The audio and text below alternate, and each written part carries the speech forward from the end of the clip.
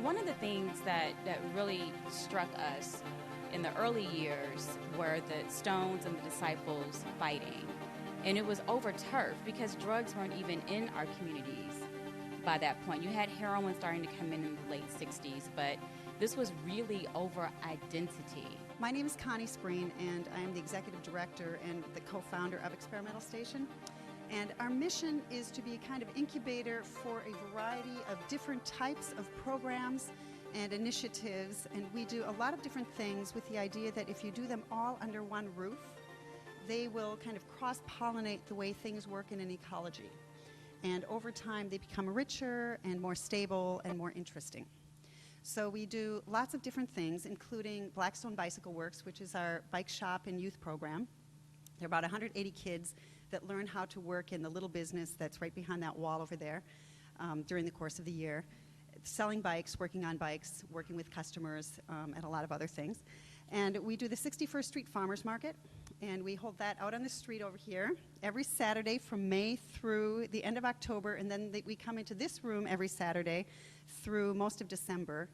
And what the 61st Street Farmers Market is really famous for, it turns out, in the United States, is we're 3 years old, but we accept food stamps at our market. We accept Link, and our market is the #1 market in the state of Illinois for accepting Link. And we have become this kind of expert in that area. So we also do cultural events and food events of different kinds. One of our programs is the Invisible Institute, which is a kind of journalism program that we run, a kind of alternative journalism program. And some of the other types of events will take place here like this one tonight. And I would like to just very briefly introduce our speakers tonight, Natalie Moore and Salim Wakul, who are here. And I'm hoping that at the end of the evening, after you have both listened to the conversation and been a part of it, that you will take some time to enjoy some dessert with us and some more wine, and stop at the book table over there and purchase one of these books so that you can find out more about the Blackstone Rangers in our neighborhood. Thank you so much, Natalie and Salim. And Lance, oh, also. I'm so sorry, Lance. Okay.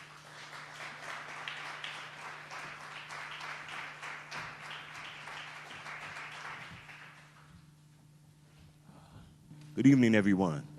I'd like to mention before we get started that CAN TV is filming this, so put on your best behavior, as they say.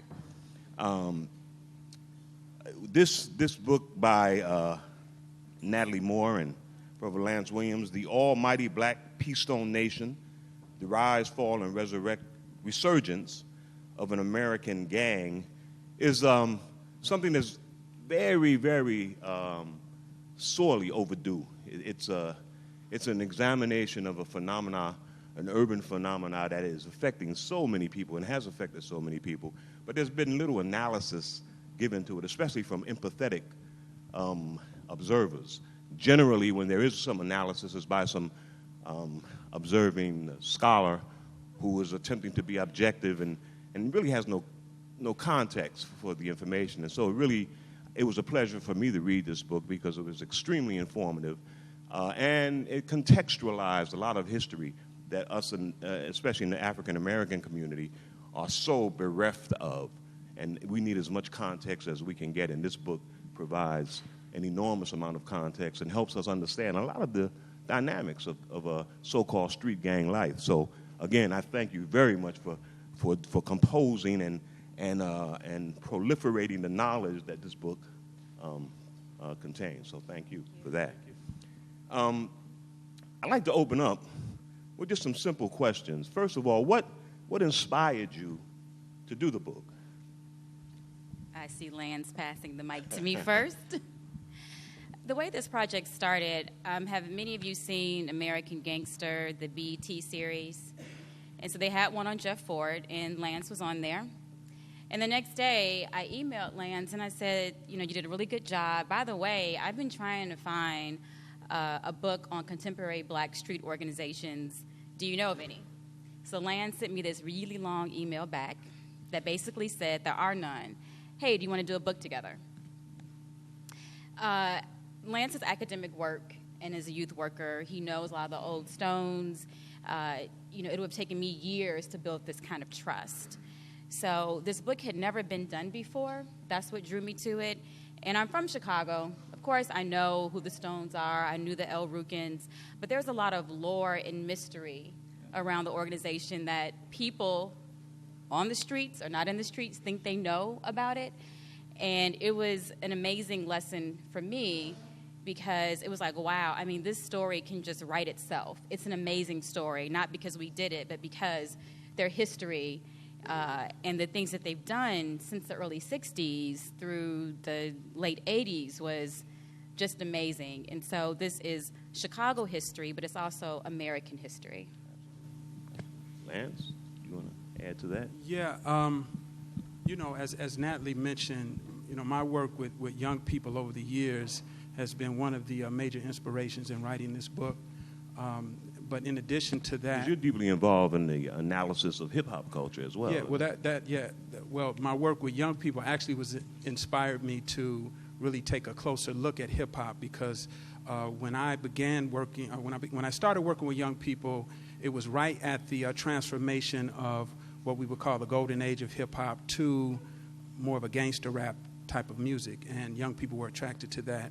And so talking to them, it kind of steered me in that direction. But at the same time, that same population was a population that we would consider the gangbangers on the street, and that was the population that I was working with.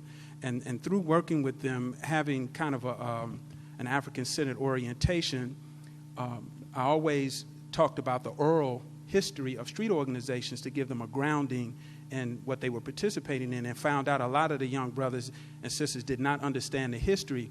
I was fortunate enough to learn a lot of that history from two sources. First of all, my father was a reform member of one of Chicago's first street organizations. So he, as a young professional, worked with Jeff and David Barksdale, Jeff Ford, and Bull, Eugene Bull Harrison. And so, hanging out with him as a young guy, I got a chance to see the human side of what was going on the street. And so as I got a little older, working with the youth in the late 80s, early 90s, I was reconnected with some of the older Stones. And, we had talked, over the years about doing a historical piece. And they encouraged me ultimately to try to do something. And at the time that Natalie reached out to me, it was just a good time to try to venture into some of these things and try to get the story out. Were the young people that you were dealing with, were they attracted to this historical element? Oh, absolutely. I always say if you want to hold the attention of youth, particularly African-American youth in Chicago, talk to them about street organizations. And you can talk for hours and hours and hours and hear a pin drop. So, we get the image of street organizations as a criminal entity, but ultimately, many young people are connected to this for identity. They see it as a something that they connect with in their communities, and it's a tradition. And so it's something that's important to them, and they're part of the culture of the street and street organizations, and it's something that they're interested in. So, yeah, it helps to have that understanding and that history. It helps you connect with them. Natalie, you grew up in Chicago as well, right, in the Chatham neighborhood. What were some of your ideas about street organizations as a young middle-class debutante, so to speak? Thanks for calling me out, Salim. I just lost all my street cred. Even the interesting, and Mary Patillo in Black Picket Fences really talks about this, that even in black middle-class neighborhoods, unlike white neighborhoods, you're still close to poverty. You're still close to the so-called street elements. You're not really insulated or isolated. And I went to public schools. I went to Morgan Park, and I knew gangbangers or gang-affiliated people. So, on Vincent's, that's where the folks hung out with their blue starters at the Heralds, and in the back, you had the Moes or the Brothers in their red, and there was gang activity. Even in middle-class Chatham, I know my parents worried about gang activity. I have a brother who's here. Sorry to call you out, Joey, on that, but I mean, it was something that people. I mean, you attracted to gangbangers, so to speak. No, and you have a lot of middle class youth who maybe they aren't gang members, but they have some sort of gang affiliation because just growing up, I think as a black male in Chicago, you have to know about these organizations to navigate where to take the bus, where to go to school. There's a baseline of knowledge that you have to have. So I felt exposed to it on a peripheral level. I was never, of course, involved in it, but it was something, I mean, the street organizations have completely changed today. Back then, I mean, this is how I know that I was, like, where my mind was. When I went to Howard University, if I saw somebody with a red hat to the left, I was like, they're going to get beat up. And I'm like, wait a minute, the East Coast doesn't work like this.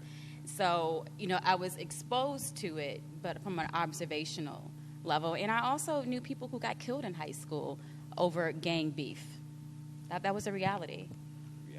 Two things. Lance, you refer to these organizations as street organizations. A lot of people just say street gangs. Do you think there's a distinction in that different terminology? Absolutely. I think, the reason that I choose to use the term street organization is for political reasons, to make sure that we are clear in our understanding that many of these organizations came about from sophisticated,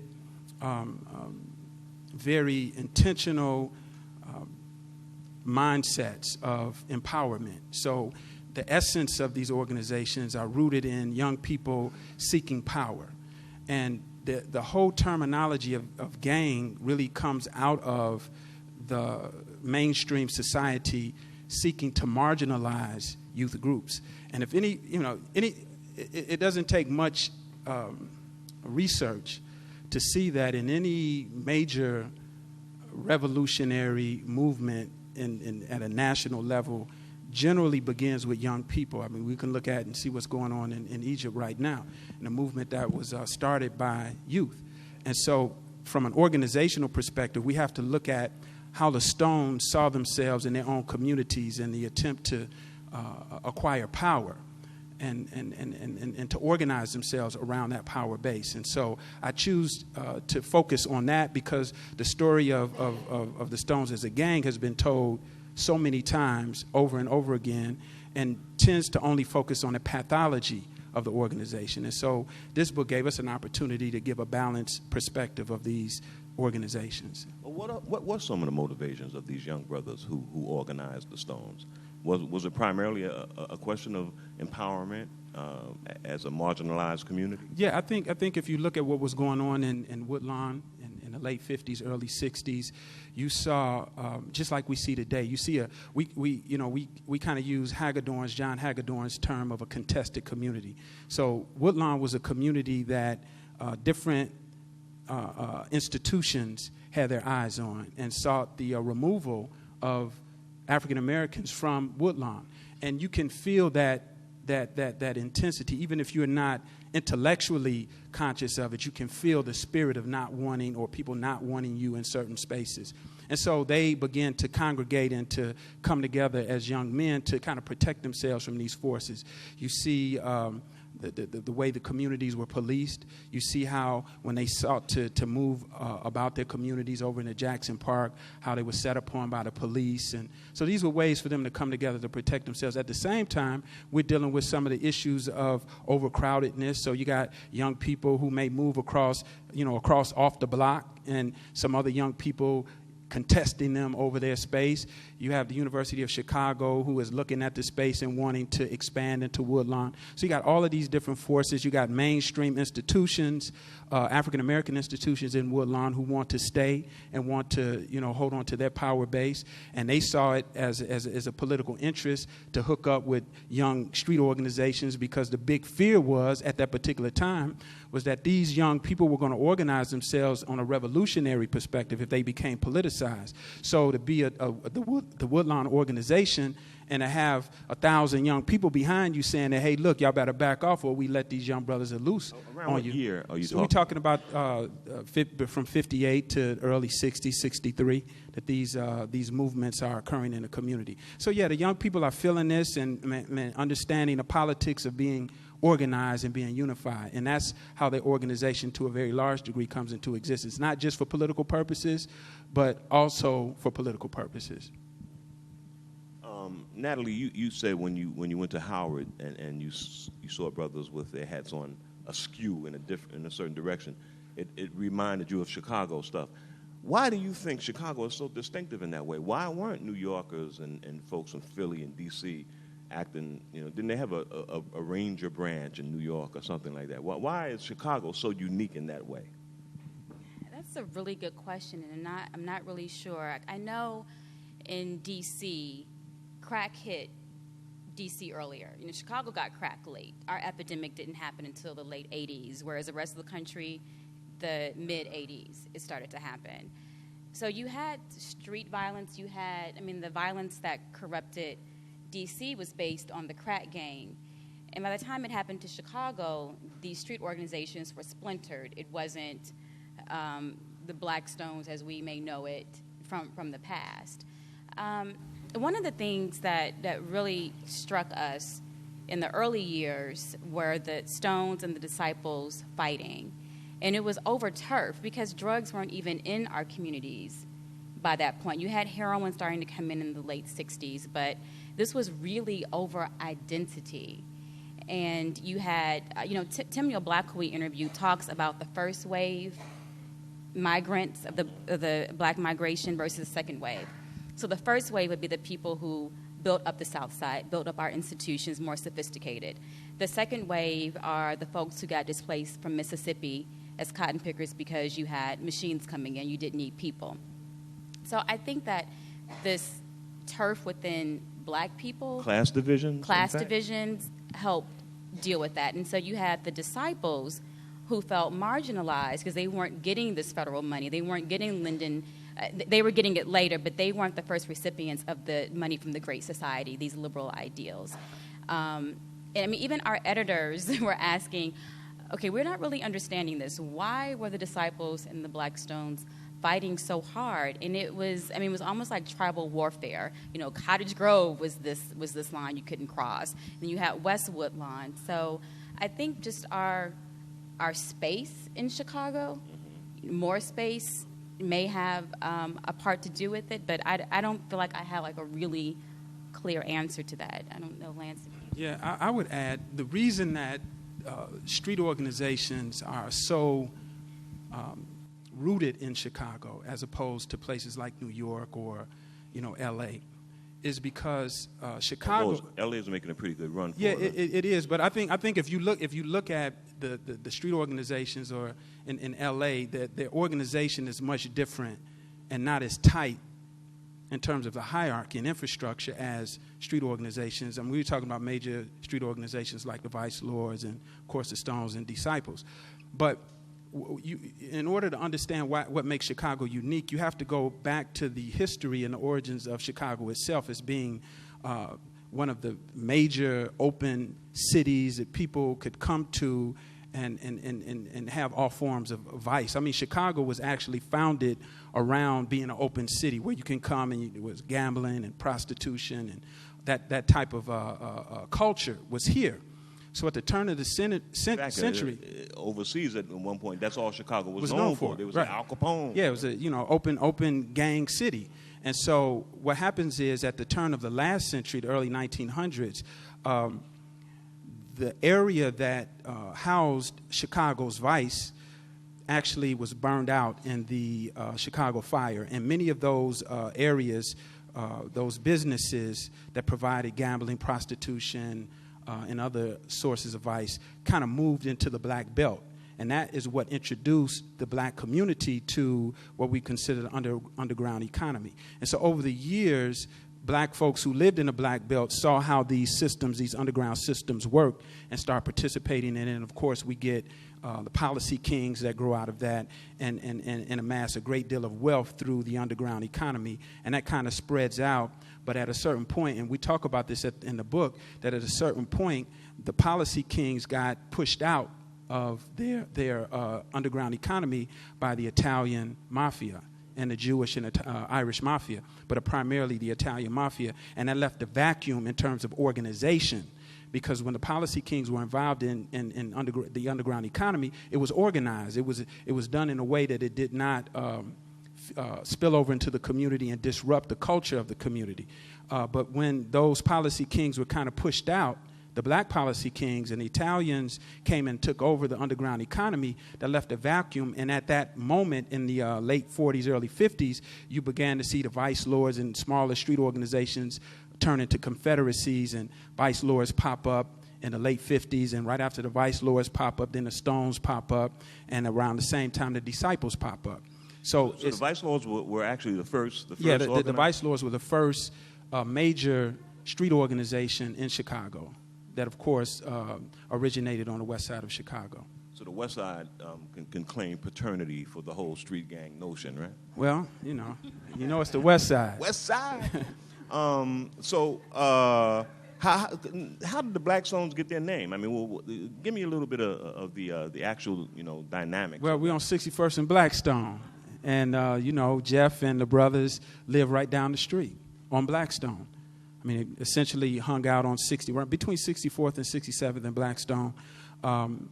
So that was a part of their name. The Rangers, some argue, comes from a name that they received from the Boys Club. Eugenie Perkins talks about being one of the directors and administrators at the Boys Club during the time that Jeff and some of his friends were 11, 12 years old.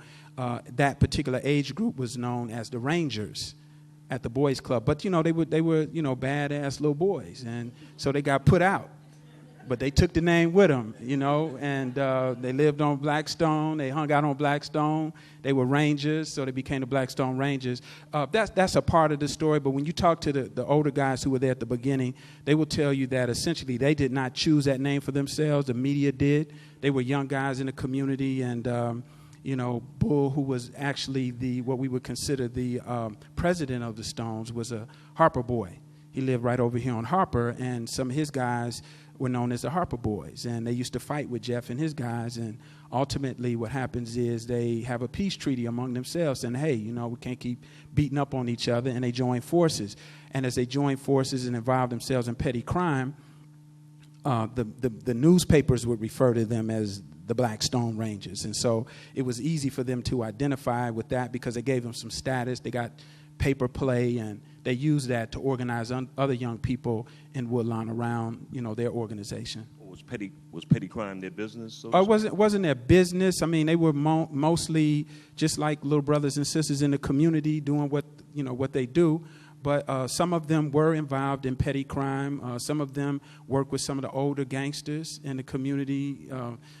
Some extortion stuff going on. But they were they were working at a much lower level in terms of organized crime at that time, and kind of got, some of them influenced to participate in more organized forms.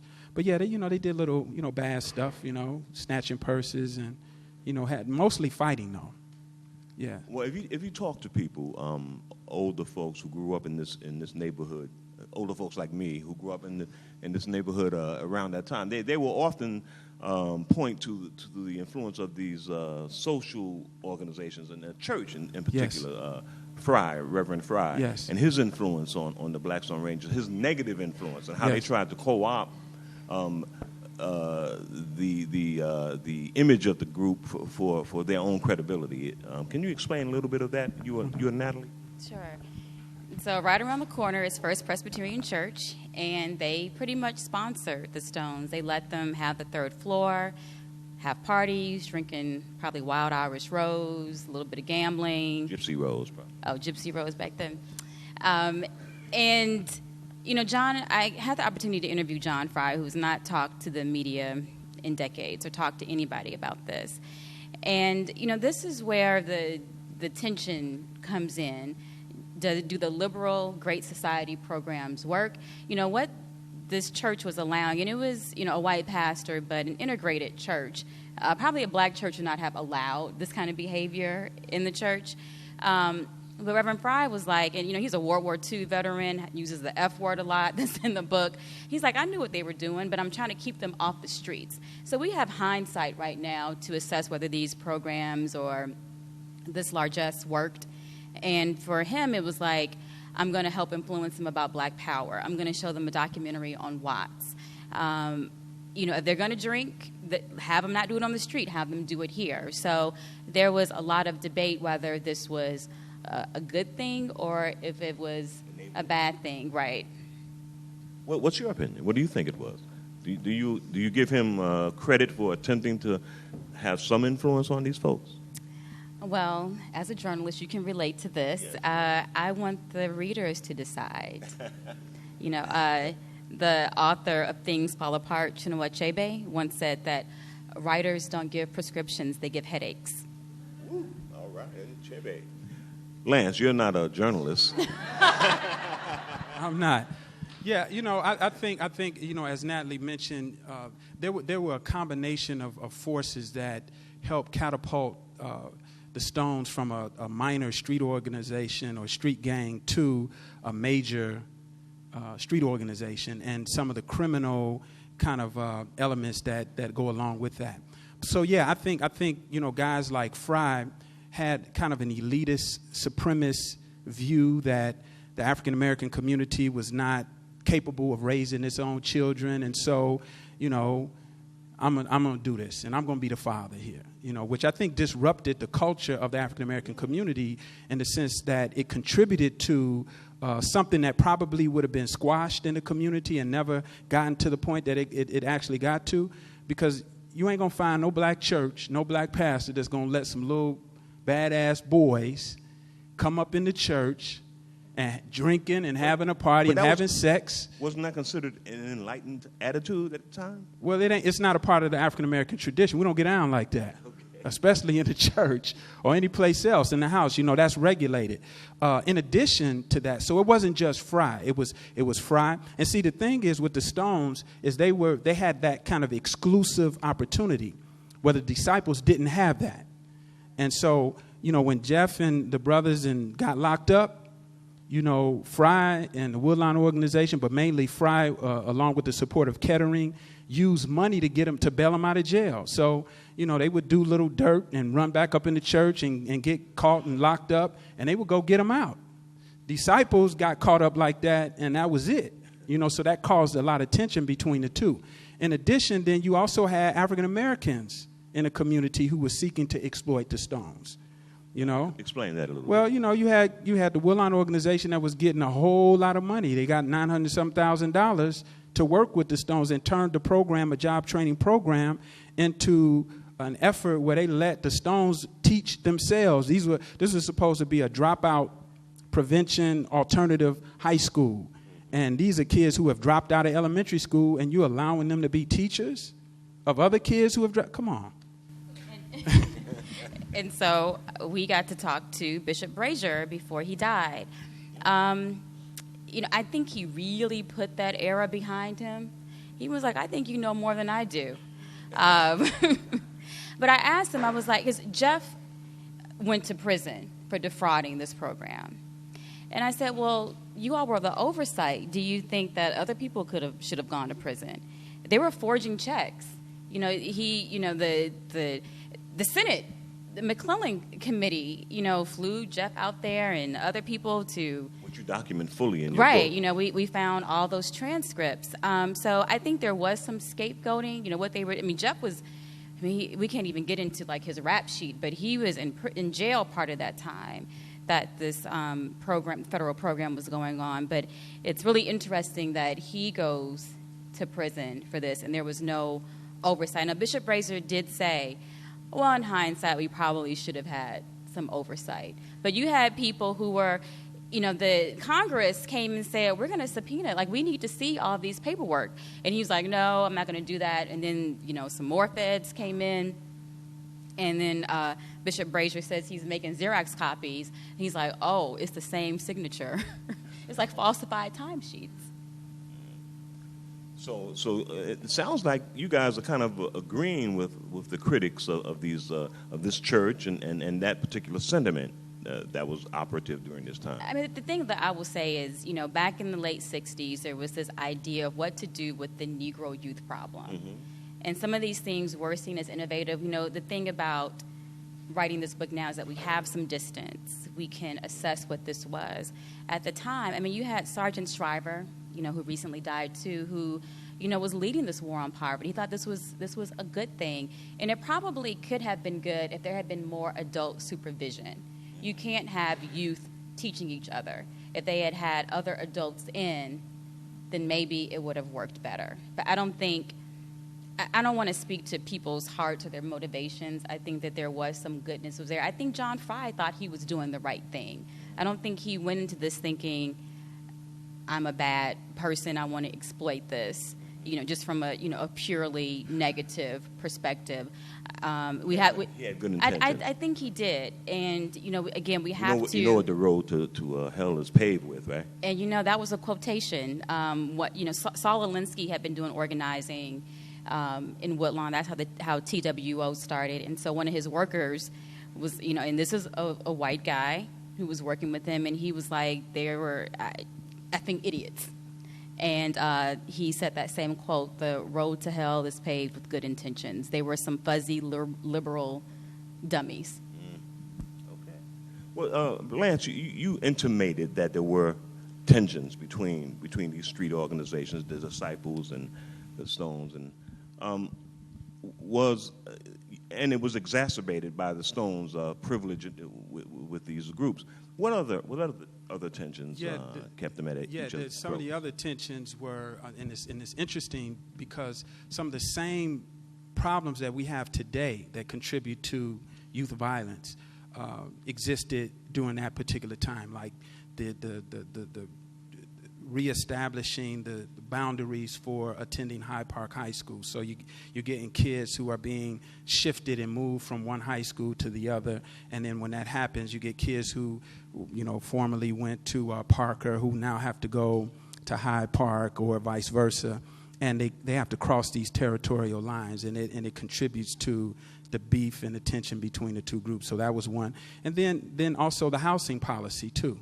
So just like, the educational policy that is moving and redrawing the boundaries, you got folks who are being kind of pushed into Woodlawn from other areas of Chicago, similar to how we have, folks being pushed out of public housing into areas already under-resourced areas on the south side of Chicago or into the south suburbs. And when you move people, large groups of people from one area to the other, the newcomers into these communities have tension and friction with those that are already there, especially when they are vying over scarce resources. So it was the same thing with the Stones and the Disciples, that they were all vying over scarce resources, and these boundaries that were in place, caused them to go at each other. And it was really extreme. I mean, we talk about the violence that occurred in 68, at the end of 68, the beginning of the 1968-1969 school year. And I think probably within the first couple of weeks of the school year, you had about 40 kids that get shot. That was in the first 2 weeks, students. These are school-going kids where kids were coming into the school shooting. There were a few occasions where kids just walked into the school and shot somebody in the school. So it was that kind of thing going on. And I think that the same type of thing that happened in 68, the late 60s, early 70s, is actually happening in Chicago today. The same kind of tensions are provoking this violence. Yes. Essentially housing, bad, misguided housing policy, and poor education policy. Well, but there's an added element these days of drug dealing. Was drug dealing right. And then, right now the drug issue is not as big of an issue as it was in the late 90s and the late 80s, early 90s. The problem that we have now around violence is that the money that used to be out there in the crack game has dried up. So, you got kids out doing stick-ups to get money, which makes, contributes to more violence. But, yeah, so it's connected in many ways. You say the Vice Lords were really the first major street organization in Chicago. Why haven't they received the kind of publicity? Are they right that the South Side gets all the props and the West Side is always neglected? Yeah, no, I think that the vice lords get a lot of attention in terms of their early development. But what happens is the Stones are kind of like right at the point of the apex of the civil rights and the Black Power movement. So they were the hot and the most popular street organization at the time when Dr. King came into the city, you know, when the Nation of Islam was organizing and other nationalist groups were organizing, and everybody is trying to cozy up to the Stones because they got what? what? The Stones had a connection to Dr. King. Yeah. We talk about that in the book. And I also, well, there's a great anecdote where the Stones encounter King, but I want you all to buy the book, so I won't tell you what the Stones said to Dr. King, and it wasn't nice. But, you know, he basically checked them. One of the things about the Stones, and I'm not saying this because we wrote the book, I think they have the most unique history because their intersection with the civil rights movement, the Black Power movement, the war on poverty, Reagan's so-called war on drugs, and then the war on terrorism. You know, by the time, you know, now we're in the 1976 and onward, and they're the El-Rukns. And in 1987... Explain a little bit of that transition, how they became the El-Rukns. So Jeff goes to jail for defrauding this war on poverty program. He comes out in 76. He's buffed up, built. I mean, the thing is, like, Jeff was a small guy. You know, people are like, man, who's following this dude? Like, he's like a scrawny, little, nerdy-looking dude. So he bulked up in prison. He got influenced by the Moorish Science Temple of America. Noble Drew Ali's group. Right, Noble Drew Ali, and decides to take his spirituality into the direction of Islam, and takes on the name as El-Rukn, which means the cornerstone in Arabic. So it's a much tighter organization. Some of you may remember the fort, the imposing fort that was over on 39th Street. And so, you know, the feds were never letting up on Jeff, Stones, El-Rukns, whatever. So he ends up going to prison around the early 80s. There was always creative federal policy around the organization. So when Reagan comes into office, they decide to start using RICO laws on street organizations. They had only been used on the mob. So the El-Rukns get caught up in that. If you can prove a conspiracy, you can imprison a lot of people. Right, like maybe you weren't selling drugs at this very moment, but you're part of an organization of a mass conspiracy. And the drug of choice was synthetic heroin, teas and blues. So you take a prescription drug and a painkiller, and it gives you the same high as heroin. So he goes to prison for that, but the feds, they aren't happy. We're still going to take them down. So they get a wiretap.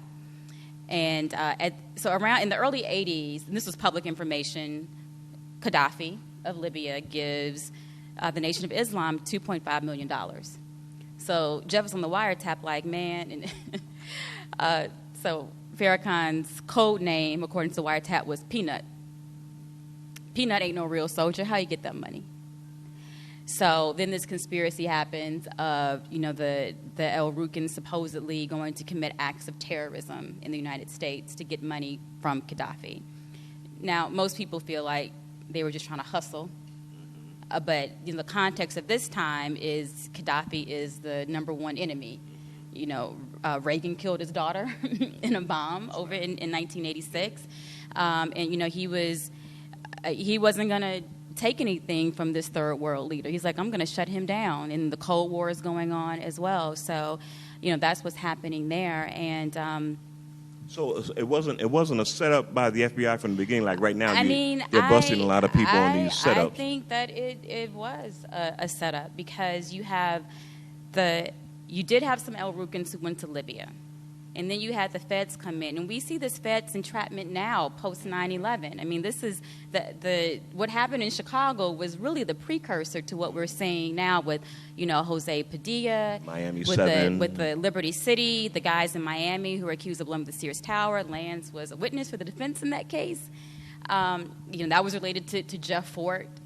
So the feds, you know, if you say terrorism in your case, you're going to get money. And there were 3 mistrials in that Liberty City, 2 mistrials. The third time was a charm.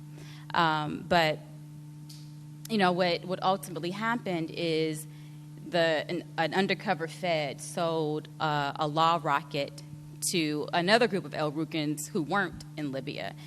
The law rocket was something that Clint Eastwood had used in his movie The Enforcer. And, of course, they sold the rocket, but it was dismantled. You couldn't use it. So there was, I would call that entrapment. And this is happening now, but it's under the banner of Homeland Security. So how do you balance our Homeland Security with, basically some chumps who are trying to get money from people? And the people are willing to dispense that money, in fact. That's what they're out there for, is to give money out. The feds. The Liberty exactly. City case, one of the guys meets with one of bin Laden's people at the airport, but he was an informant living in a safe house in Mexico. That's right. Thousands of dollars they provided these guys to give to the guy.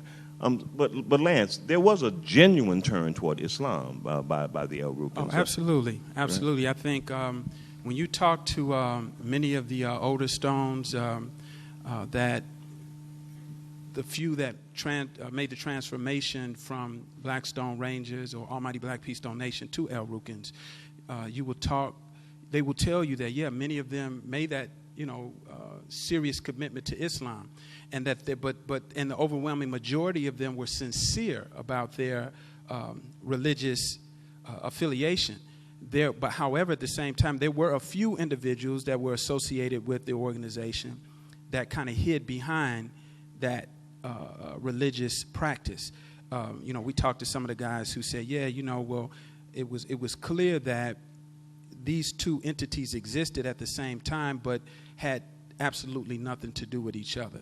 So you had guys who were devout Muslims and they were practicing the tenets of Islam. At the same time, you had guys who were still doing the street thing. And so that was a contradiction that existed. It was a reality, a part of the organization, but ultimately it led to the downfall of the organization in terms of the feds coming down on them in their association with right. So, and then it also cast them in the public as being terroristic in their practices because they were affiliated with Islam. They tried that a little early with trying to associate them with the Black Panther Party and revolutionary activity and whatnot, and they were I think they attempted to keep them apart from joining the revolutionary. If you look at the FBI files and part of the COINTELPRO, and we know under the leadership of Hoover, we had access to those files, that you can actually see the feds were. They were scared to death that at any moment, beginning in around the end of '67, but definitely early '68, that the Stones were going to be politicized by some major black nationalist organization like the Republic of New Africa or the Nation of Islam. Somebody was going to get a hold of these guys and turn them into a revolutionary fighting force. They thought, when you read the files, that they were getting organized to disrupt the Democratic National Convention that was going to be held in Chicago in '68, and we know how that turned out. And so, as you read, they keep saying, "Here they come! They're they're coming!" And so we got to stop them. So they did a lot of things. They infiltrated the organization, had agent provocateurs and then they had informants that gave them a lot of misinformation to justify their disruption of the organization. It started in '68 and it continued all the way through the modern era that we have today. Yeah. You mentioned Farrakhan, Nation of Islam. There was also a hookup with Minister Farrakhan. Explain that a little bit. Well, when you say hookup, you mean from the perspective of the feds, or from between the Nation of Islam and the El-Rukns? Between the Nation and the El-Rukns. Right. Well, there was always some tension between the two groups, but at a certain point in time, the Nation of Islam, under the leadership of Louis Farrakhan, kind of reached out to the Stones to kind of not necessarily incorporate them into the Nation of Islam, but have some type of alliance between the two organizations. And I forget the exact year of the Savior's Day. It was '84, right here at the Armory, when Minister Farrakhan invited some of the El-Rukn organization in general, but some of the what we used to call Main 21, but the new El-Rukn generals to be his special guests on the platform during this 84 Savior's Day convention. And at the same time, you had Gaddafi speaking to the convention via satellite.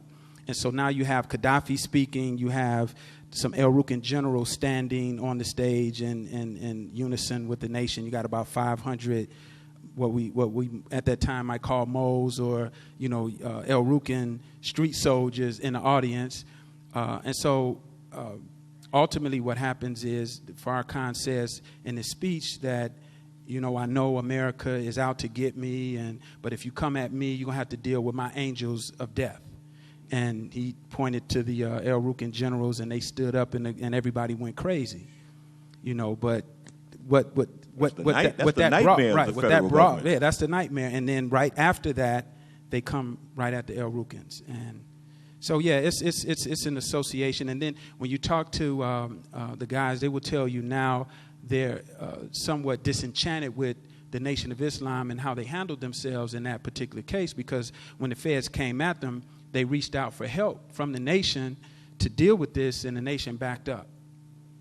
And they felt like they were, put out, to be the defense for the nation, but when they needed the nation's support, they didn't get it. So it's tension now around that. Yeah. I can go on and on. I have 1,000 questions, but I have to get you guys involved in this. So we want to take some questions from the audience. Please make it a question rather than a statement, if you will. As a native Chicagoan who survived Woodlawn, I always say that. Yes, sir. What role do you see the University of Chicago playing in the term spatial deconcentration, which was a term that came out of the University of Chicago in the 1940s, yes, which was the systematic removal out of three out of four blacks on the south side to make it safe for white people to re-inhabit the South Lakefront of Chicago.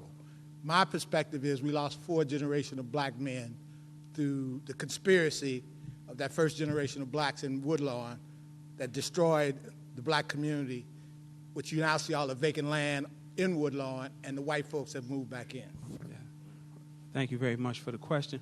I think we have a discussion about your very question in the book. And what comes out is the University of Chicago's interest in expanding across the Midway into Woodlawn and participating in the kind of urban removal of African Americans from Woodlawn through restrictive covenants. And some people even refer to those covenants as the University of Chicago. What do they call the University of Chicago laws or housing policy? So yeah, it was a lot of criticism of the University of Chicago. What was supposed to happen is that the Woodlawn Temporary Organization was supposed to be the community's representation to protect Woodlawn from the University of Chicago's encroachment into Woodlawn. Some people believe that at a particular point in time early in the history of the Woodlawn organization, the actual participation of Saul Alinsky and helping the community organize itself to fight against the university moving into the area. Ultimately, people believe that Woodlawn organization got co-opted by the university and participated with them in the removal of folks from the community. So we don't get into that detail of, but I think that's the general sentiment of what happened in Woodlawn. Next question. If you can come to the mic, that would help.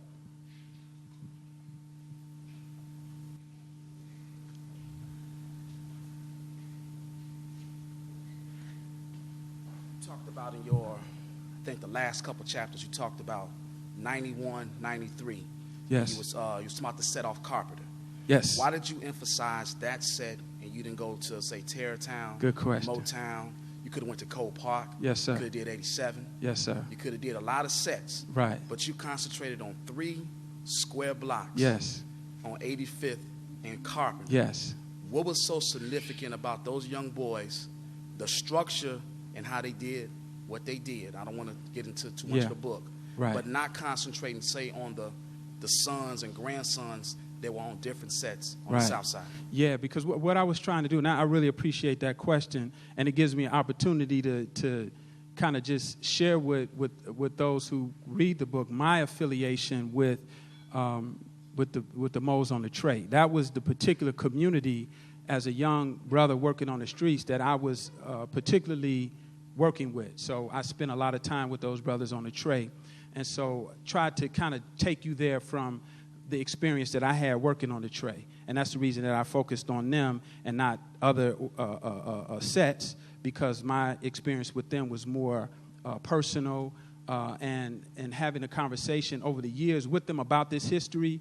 You know, those were the young brothers that, you know, when we had these kind of conversations, really encouraged me to, like, bro, you really need to do something and really get this information out, you know, and more people need to know about it. And so out of respect for what they did, and as you mentioned, see, the tray was interesting in the whole organization because they kind of sat, like, right in the middle, as you know, of a lot of the emerging powerful sets on the South Side. And they were always kind of seen as the guys who could mediate a lot of the interaction between the guys in the area.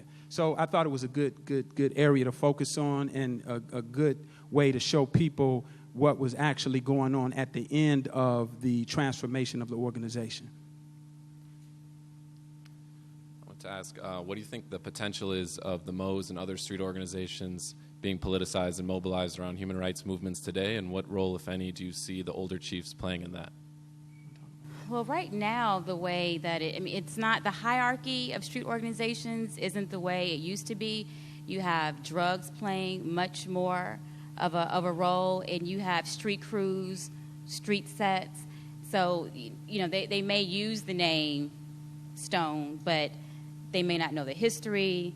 They're not beholden to a set leader. They're beholden to whoever is going to supply the drugs. And that's what we were focusing on, like, when the crack era hit. As far as potential, you know, I really don't know. I think if the right influencers come around, I mean, you have somebody like Lance who, you know, has worked with youth and has showed them a different side. I think it is possible, but, you know, there's the capitalistic side that has to be reckoned with as well. I don't see any questions.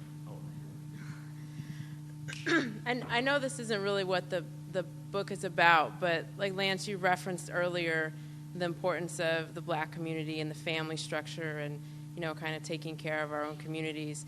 Where are black women in all of this? What's your perspective on that? And, I mean, particularly Natalie, but not, I mean, you know, for Lance as well. Well, we did talk about rangerettes in the book, and they were more like sweethearts to the organization rather than actual day-to-day operations or being influencing the organization. And then when the El-Rukn era happened, you had El-Rukn princesses who were, you know, involved. We talked to one woman who really didn't like the role of women in the organization. She thought it was you know, be seen but not heard. You're cooking in the fort and you're, you know, providing this ancillary support, but you aren't really involved and you have no say-so. When we talk about the Mo's on the tray, the women, that became an issue because you had a lot of grandmothers raising families. The grandfathers had died. Maybe the mothers had gotten on drugs.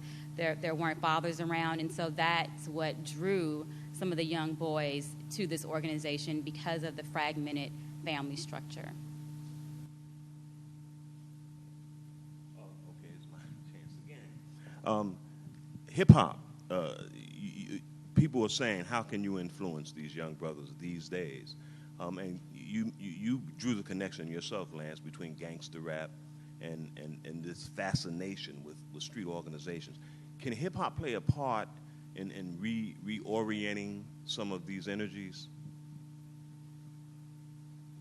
Yeah, well, I think just like most of us will agree that you can associate the change in youth culture, particularly as it relates to street organizations. You can see the shifting of the way these organizations behaved as you look at the emergence of gangster rap in the late 80s, early 90s. You begin to see groups like NWA. And for the first time, we would see young people identifying with set tripping in a way that you would see in a rap video. And that was because a lot of that rap, gangster rap, comes from the West Coast.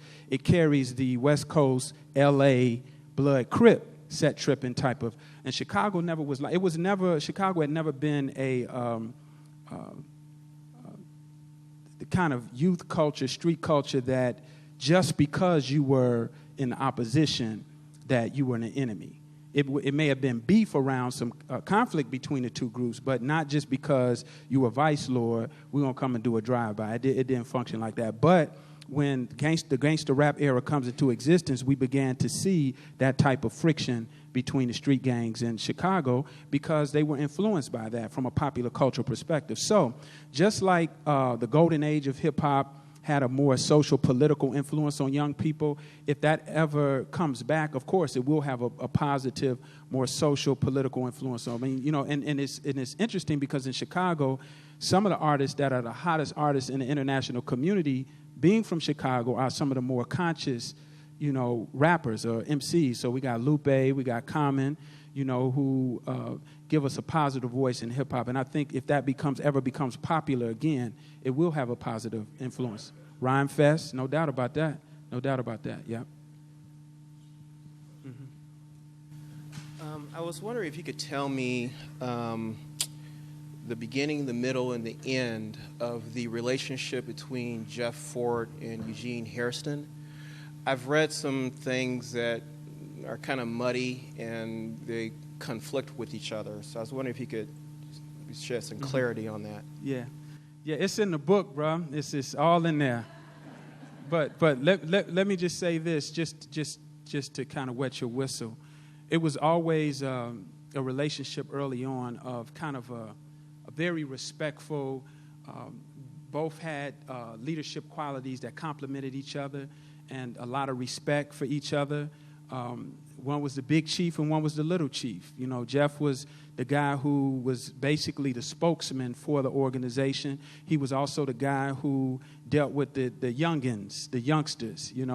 Bull worked with the guys in the real gangster world. He was the guy that influenced the main 21. And so together they were the dynamic duo. And they had a lot of respect for each other. And I think Bull was kind of a big brother type guy to Jeff. Ultimately, though, what happens is Bull gets locked up for a bogus charge, and that left Jeff alone in leadership. And so I'll leave it at that. But ultimately, what happens is Jeff goes in one direction, and Bull is not feeling that direction, and so they kind of part ways. Yeah, that's in the book. I hope we were just provocative enough to induce you to purchase the book. This is it for the question and answer period, and we really appreciate your coming, and thank you.